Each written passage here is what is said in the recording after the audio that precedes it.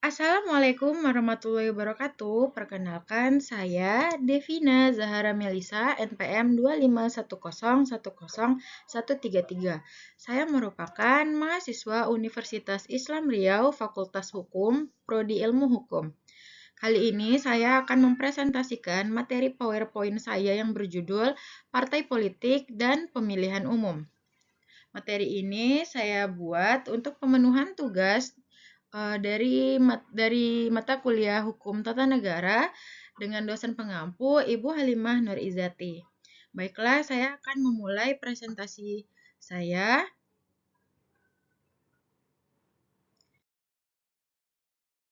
yaitu partai politik. Apa sih partai politik? Partai politik adalah organisasi yang bersifat nasional dan dibentuk oleh sekelompok warga negara Indonesia secara sukarela atas dasar kesamaan kehendak dan cita-cita untuk memperjuangkan dan membela kepentingan politik anggota, masyarakat, bangsa dan negara, serta memelihara keutuhan Negara Kesatuan Republik Indonesia berdasarkan Pancasila dan Undang-Undang Dasar 1945. Partai politik ini sengaja didirikan untuk memperoleh kekuasaan serta memerintah atau mempengaruhi kebijakan pemerintahan. Partai politik adalah alat yang sah untuk yang ditimbulkan dalam masyarakat modern untuk mengelompokkan berbagai kelompok dan kepentingan dalam masyarakat yang diartikulasikan dalam kebijakan-kebijakan negara.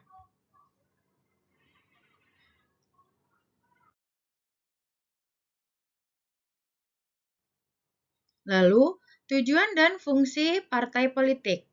Fungsi partai politik ini menurut beberapa ahli yaitu yang pertama menurut Miriam Budiarjo yaitu sebagai sarana komunikasi politik yaitu untuk menyalurkan aspirasi masyarakat kepada pemerintah, sebagai sarana sosialisasi politik yaitu memberikan pemahaman dan pendidikan politik kepada masyarakat, sebagai sarana rekrutmen politik yaitu untuk mencari dan menyiapkan calon pemimpin politik, dan sebagai sarana pengatur konflik, yaitu untuk membantu menyelesaikan perbedaan kepentingan secara damai. Fungsi partai politik berikutnya menurut Sigmund Neumann yaitu untuk mengatur dan mengarahkan kehendak masyarakat yang beragam, mendidik warga negara agar bertanggung jawab secara politik, menjadi penghubung antara pemerintah dan masyarakat, dan memilih dan menyiapkan pemimpin politik. Lalu, fungsi partai politik berikutnya yaitu berdasarkan dari Undang-Undang Nomor 2 Tahun 2008, yaitu memberikan pendidikan politik kepada masyarakat, menciptakan persatuan dan kesatuan bangsa, menyerap, menghimpun dan menyalurkan aspirasi politik masyarakat, mendorong partisipasi politik warga negara, dan melaksanakan rekrutmen politik secara demokratis dengan memperhatikan kesetaraan dan keadilan gender.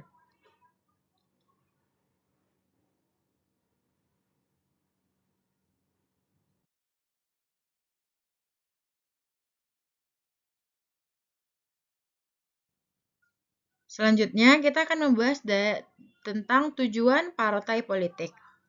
Tujuan partai politik ini terbagi dua, yaitu tujuan umum dan tujuan khusus. Tujuan umumnya ini ada pada pasal 10 Undang-Undang Nomor 2 Tahun 2008, yaitu untuk mewujudkan cita-cita nasional sesuai dengan pembukaan Undang-Undang Dasar 1945, ya, lalu menjaga keutuhan NKRI, mengembangkan demokrasi berdasarkan Pancasila, dan mewujudkan kesejahteraan rakyat. Lalu ada tujuan khusus dari partai politik itu sendiri, yaitu untuk meningkatkan partisipasi politik masyarakat, memperjuangkan cita-cita partai, dan membangun etika dan budaya politik yang baik. Kesimpulannya, partai politik berfungsi sebagai penghubung rakyat dan pemerintah, serta berperan dalam pendidikan, penyaluran aspirasi, dan rekrutmen politik untuk mewujudkan demokrasi dan kesejahteraan rakyat. Berikutnya, dasar hukum partai politik di Indonesia. Keberadaan dan peran dari partai politik ini diatur dalam berbagai peraturan, yaitu pada Pasal 22E ayat 3 Undang-Undang Dasar Negara Republik Indonesia tahun 1945 yang menyatakan bahwa peserta pemilu ini adalah partai politik untuk memilih anggota DPR dan DPRD. Lalu pada pasal 6A ayat 1 di Undang-Undang Dasar 1945 yang menetapkan bahwa pemilihan presiden dan wakil presiden dilakukan secara langsung oleh rakyat yang pasangan calonnya dipilih oleh partai politik atau gabungan partai politik. Lalu dasar hukum berikutnya adalah pada Undang-Undang Nomor 2 Tahun 2008 tentang partai politik yang telah diubah dengan Undang-Undang Nomor 2 Tahun 2011 untuk mengatur pendirian, tujuan, fungsi, keanggotaan, pendanaan hingga pembubaran partai politik. Berikutnya, Undang-Undang Nomor 7 Tahun 2017 tentang Pemilihan Umum menegaskan peran partai politik sebagai peserta pemilu dan pengusung calon legislatif serta calon presiden atau wakil presiden. Lalu dasar hukum berikutnya adalah peraturan KPU dan regulasi turunan lainnya, yaitu untuk mengatur secara teknis tata cara verifikasi, pendaftaran, dan keikutsertaan partai dalam pemilu.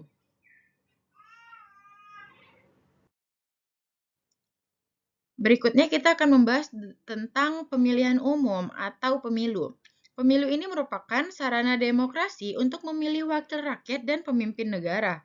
Dalam hukum tata negara, pemilu adalah cara pengisian jabatan dalam lembaga negara melalui pilihan rakyat. Menurut Maurice Duverger, pemilu ini berkaitan dengan pelaksanaan hak-hak ketatanegaraan rakyat, sistem perwakilan, parlemen, pemerintahan, dan kepala negara. Lalu, apa sih pentingnya pemilu ini? Kenapa pemilu harus dilaksanakan tiap 5 tahun sekali atau secara berkala? Yaitu karena aspirasi dan kebutuhan masyarakat ini kan selalu berubah dari waktu ke waktu sehingga pemilu tetap dilaksanakan. Yang kedua, kondisi kehidupan masyarakat dipengaruhi perkembangan nasional dan internasional. Yang ketiga, muncul pemilih baru yang telah memenuhi syarat sebagai warga negara dewasa. Dan yang terakhir, untuk menjamin terjadinya pergantian kepemimpinan secara demokratis, baik di lembaga legislatif maupun di eksekutif.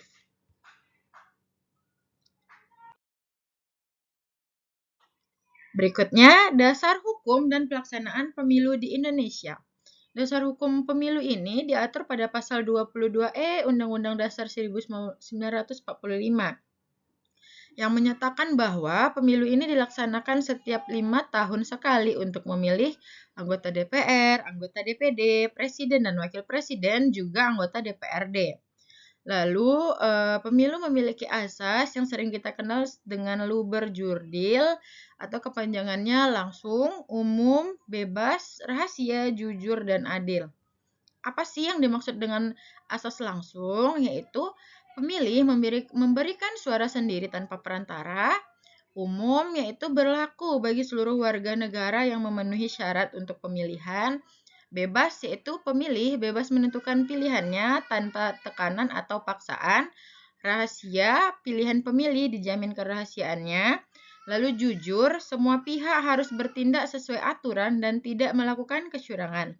Dan yang terakhir, asasnya adil, yaitu semua peserta dan pemilih mendapat perlakuan yang sama sesuai hukum. Lalu peserta pemilu. Pemilu DPR dan DPRD itu diikuti oleh partai politik dan pemilu DPD diikuti oleh calon perseorangan atau independen. Lalu pelaksanaan pemilu ini diselenggarakan oleh Komisi Pemilihan Umum atau KPU dengan yang bersifat nasional, tetap, dan mandiri.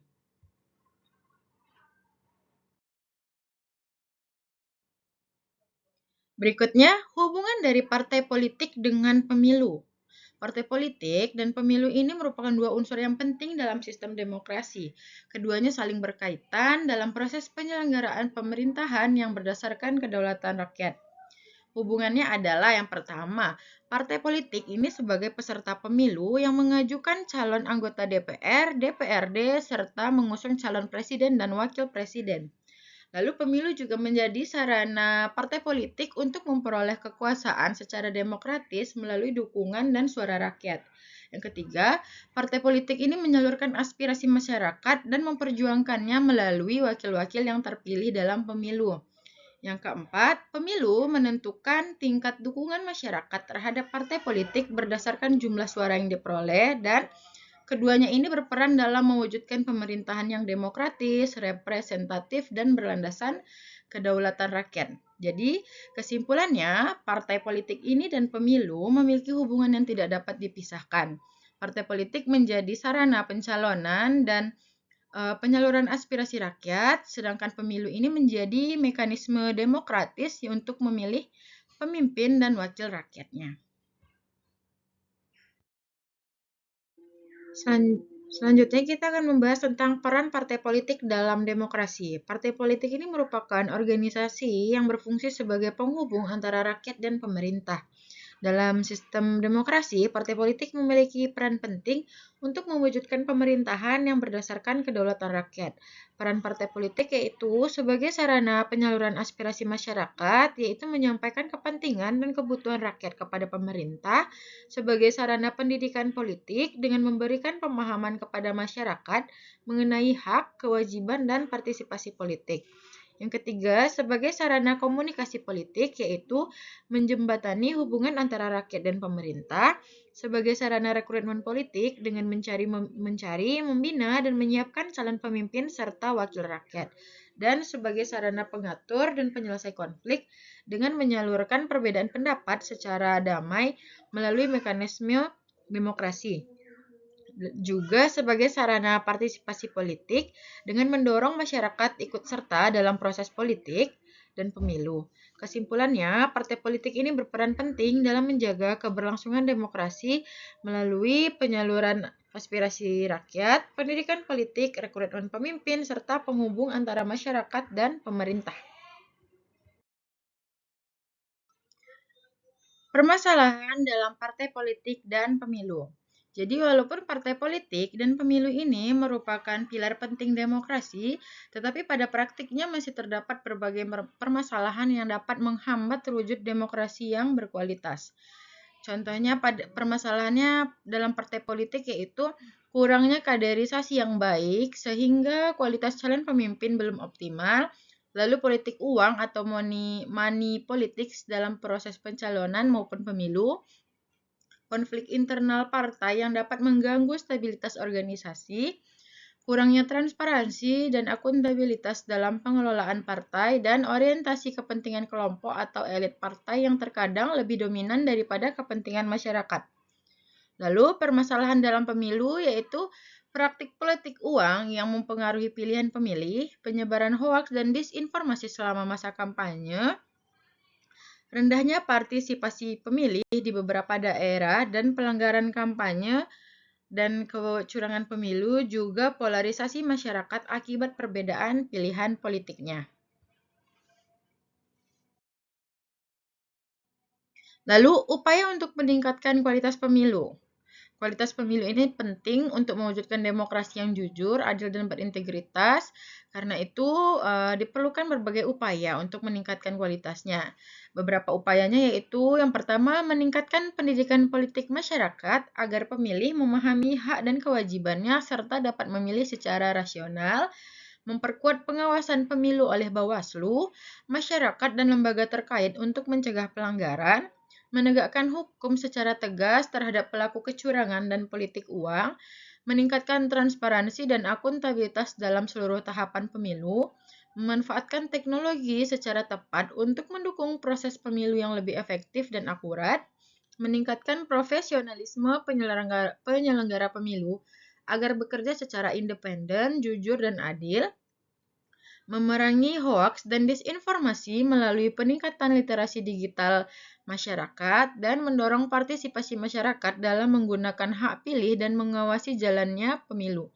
Kesimpulannya, peningkatan kualitas pemilu ini memerlukan kerjasama antara pemerintah, penyelenggara pemilu, partai politik, dan masyarakat agar pemilu dapat berlangsung secara langsung, umum, bebas, rahasia, jujur, dan adil sesuai dengan azas pemilu, serta menghasilkan pemimpin yang berkualitas.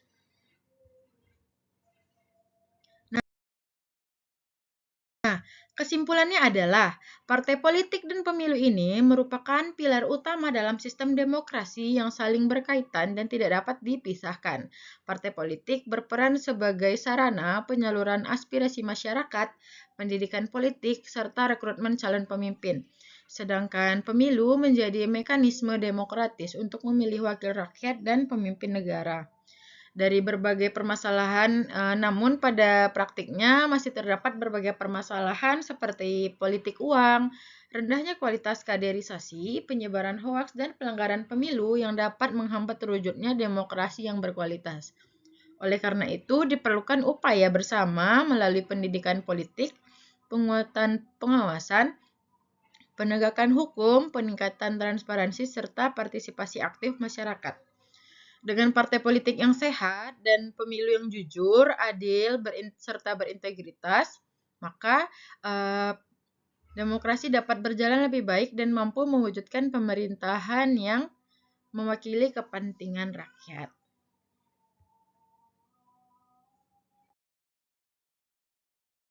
Sekian presentasi dari saya. Apabila banyak kata dan ucapan yang salah, mohon dimaafkan. Saya di sini masih belajar. Mohon bantuan dan bimbingannya juga. Assalamualaikum warahmatullahi wabarakatuh.